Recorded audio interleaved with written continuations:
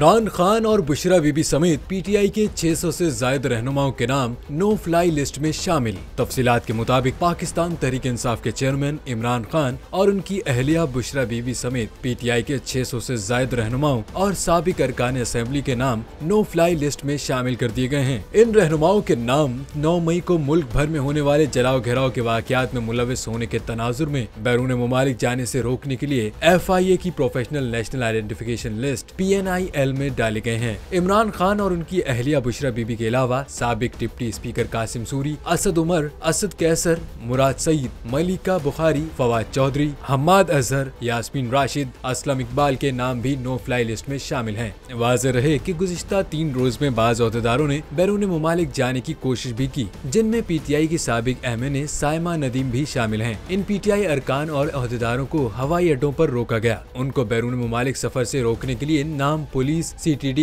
और खुफिया इदारों ने इरसाल किए थे।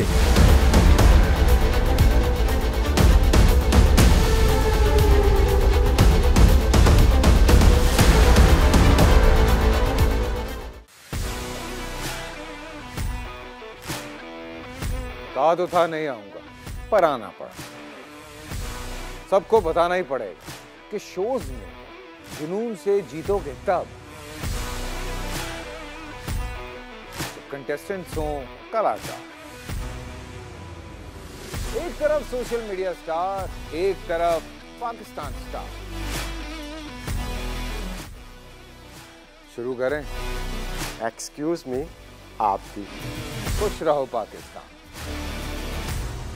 खुश रहो पाकिस्तान, बुध और जुमेरात शाम 7 बजे सिर्फ बोल एंटरटेनमेंट पर।